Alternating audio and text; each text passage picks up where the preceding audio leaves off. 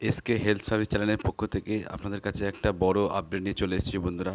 আপনাদের যাদের স্বাস্থ্যসাথী কার্ড আছে, যে স্বাস্থ্যসাথী কার্ডের মাধ্যমে আপনারা বিভিন্ন চিকিৎসার সুযোগ সুবিধা পান রাজ্য সরকারের পক্ষ থেকে, তো সেই স্বাস্থ্যসাথী কার্ড নিয়ে আজকে এই ভিডিওটা আপনাদের জন্য। তো যাদের স্বাস্থ্যসাথী কার্ড আছে তাদের জন্য এই ভিডিওটা খুবই গুরুত্বপূর্ণ, মনোযোগ সহকারে শুনবেন। বর্তমান সময়ে স্বাস্থ্যসাথী কার্ডের ব্যবহার নিয়ে নানা রকম সমস্যার সম্মুখীন হতে চলেছেন আপনারা। তো সেই নিয়ে রাজ্য সরকার কড়া কড়া পদক্ষেপ নিতে চলেছেন বিভিন্ন প্রাইভেট হসপিটাল এবং নার্সিংহোমের বিরুদ্ধে। তো যে সমস্ত নার্সিংহোম বা প্রাইভেট হসপিটালগুলি স্বাস্থ্যসাথী কার্ড ঠিকমতো অ্যাকসেপ্ট করে না বা গ্রহণ করতে চায় না, বা স্বাস্থ্যসাথী কার্ড নিয়ে গেলে চিকিৎসা করতে অরাজি হয়, তো সেই সমস্ত হসপিটাল বা নার্সিংহোমের বিরুদ্ধে রাজ্য সরকার কড়া পদক্ষেপ নিতে চলেছেন এবং তাদের সঙ্গে আলোচনার মাধ্যমেও সমস্যার সমাধান করার চেষ্টা করতে চলেছেন রাজ্য সরকার। তো এই বিষয়ে কিছু প্রাইভেট হসপিটাল এবং নার্সিংহোমগুলো কিছু শর্ত আরোপ করেছেন রাজ্য সরকারের কাছে।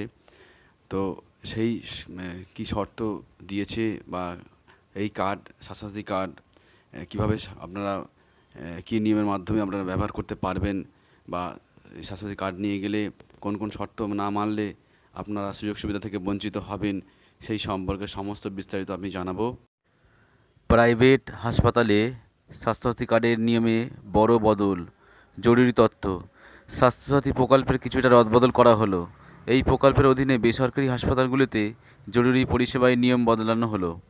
মঙ্গলবার এই নিয়মের কথা জানা গিয়েছে। এই প্রকল্পের এমার্জেন্সি অর্থোপেডিক অস্ত্রোপচারের ক্ষেত্রে নিয়মে রদবদল করা হয়েছে। নতুন নিয়মটা কি?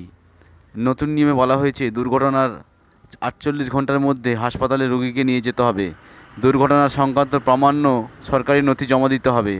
তাহলেই বেসরকারি হাসপাতাল থেকে স্বাস্থ্যসাথী কার্ডের অস্ত্রোপচারের সুবিধা মিলবে।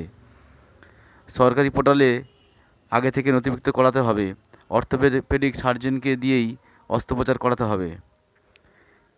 যে সার্জনের নাম নথিভুক্ত করা থাকবে তাকে দিয়ে অস্ত্রোপচার না করালে স্বাস্থ্যসাথীর সুবিধা মিলবে না।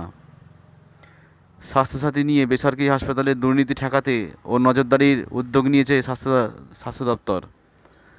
হাসপাতাল থেকে রোগীর পরিজনদের কাছ থেকে যে টাকা দাবি করা হয় তাতে কোনো কারচুপি রয়েছে কিনা তা খতিয়ে দেখতে নজরদারি দলও তৈরি করা হয়েছে। এই সব ক্ষেত্রে কোনো হাসপাতালের বিরুদ্ধে বারবার অভিযোগ উঠলে ব্যবস্থাও নেওয়া হবে বলে জানা গেছে। স্বাস্থ্যসাথী কার্ড থাকা সত্ত্বেও রোগীর চিকিৎসা করাতে চান না চাওয়ার অভিযোগ উঠেছে।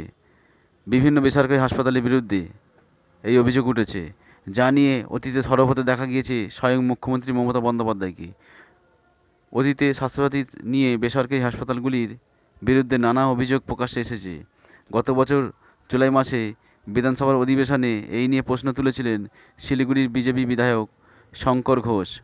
তার প্রশ্নের জবাবে মুখ্যমন্ত্রী বলেছিলেন, স্বাস্থ্যসাথী কার্ড গ্রহণ করতে হবে বেসরকারি হাসপাতালগুলিকে, তা না হলে হাসপাতালের লাইসেন্স বাতিল করা হবে। এর আগে 2020 সালে মমতা বলেছিলেন, যদি কেউ পরিষেবা না দেন তাহলে লাইসেন্স নিয়ে সমস্যা হবে। সরকারের কাছে লাইসেন্স নিয়ে হাসপাতাল চলে। কড়া পদক্ষেপ ও জরিমানা করা হবে যদি স্বাস্থ্যসাথী নিয়মকানুন না মানা হয়। লাইসেন্স পুনর্নবীকরণ করা হবে কি না তাও ভেবে দেখা হবে বলে জানা গিয়েছে। তো বন্ধুরা, বুঝতে পারছেন স্বাস্থ্যসাথী নিয়ে একটা বড় আপডেট, এটা আপনাদের অবশ্যই জানা দরকার ছিল। তো আপনারা অবশ্যই এইগুলো সজাগ ও সচেতন থাকবেন স্বাস্থ্যসাথী বিষয়ে। নিজে জানবেন, অপরকে জেনে সাহায্য করবেন। তো বন্ধুরা, যদি ভিডিওটি ভালো লাগে অবশ্যই চ্যানেলটিকে সাবস্ক্রাইব করুন, চ্যানেলের সঙ্গে থাকবেন।